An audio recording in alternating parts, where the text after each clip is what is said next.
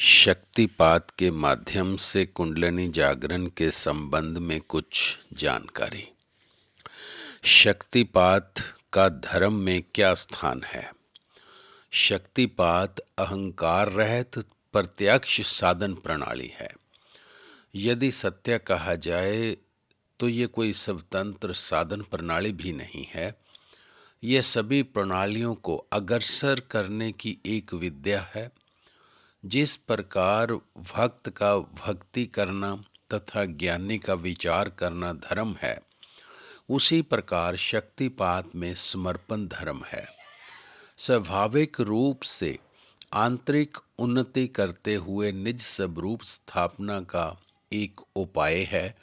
बाकी सभी साधनाओं में प्रयत्न तथा कर्तव्याभिमान रहता है, परंतु यह स्वयं सिद्ध तथा दृष्टाभाव से युक्त है। वास्तव में यही एक धर्म है जो सभी अहंकार युक्त धर्मों की अपेक्षा अधिक सहज है। कुछ लोगों का मानना है कि शक्तिपात तांत्रिक है, इसलिए वे इससे डरते हैं। सर्वप्रथम तो ऐसे लोगों की तंत्र के प्रति गलत धारणा है। वे पश्वाचारी तंत्र को ही तंत्र समझते हैं, किंतु तंत्र का वास्तविक स्वरूप आध्यात्मिक है। एक समय तंत्र का पश्वाचार पक्ष बहुत प्रबल हो गया था। उसका प्रचार प्रसार भी पर्याप्त हुआ, इसीलिए कई महात्माओं ने तांत्रिकों की निंदा भी की। उनकी वाणियां पढ़कर आज भी कई लोग तंत्र विरोधी धारणा पाले हुए हैं। शक्तिपात तांत्रिक विद्या तो है ही, किंतु ये केवल तांत्रिक ही नहीं, वैदिक, पौराणिक, यौगिक तथा भक्ति विषयक भी है। सभी सिद्धांतों के अनुसार इसकी व्याख्या की जा सकती है। जिस साधक की जैसी रुचि हो, वह वही शक्तिपात के सिद्धांतों को खोज सकता है। यहाँ रोने हंसने की क्रिया का क्या अर्थ है? कुछ लोग रोने को गुरु द्वारा दुख दिया जाना, टॉर्चर मानते हैं। हंसने की क्रिया को पागलपन कहते हैं। जब रोने की क्रिया होती तो शर्म के मारे मैं भी कभी इसको रोक लेता था। साधन में शर्म, फिर तुम साधन नहीं कर सकते। जिस प्रकार भयभीत होने पर क्रिया रुक जाती है, उसी प्रकार शर्म करने पर भी क्रिया रुक जाती है। रोना हृदय के भाव को परिलक्षित करता है।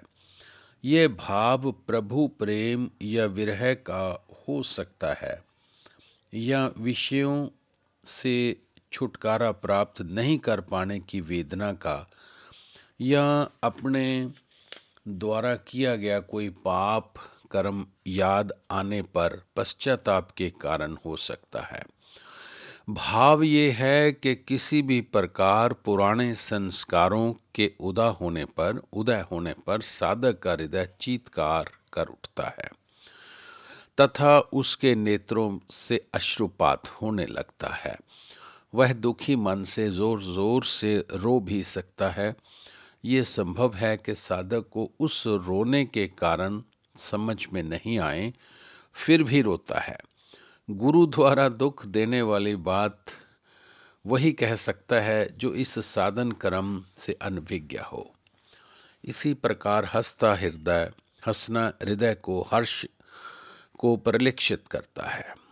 जब आनंद की अनुभूति हो, प्रभु के प्रति प्रेम उमड़ पड़े, हंसने के संस्कार उदय हो, हंसने की कोई बात याद आ जाए तथा हृदय गदगद हो जाए, या कोई कारण समझ में नहीं आने पर भी हंसना रुकने का नाम न ले, तो ये सब हृदय के उल्लास का प्रकटीकरण है।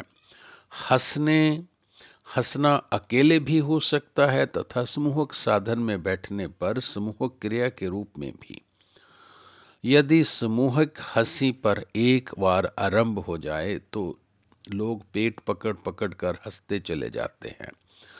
कारण कोई भी नहीं जानता। यही हास्य रस की क्रिया है। एक बात ध्यान में रखो कि सभी क्रियाएं संस्कार क्षय के लिए ही हैं।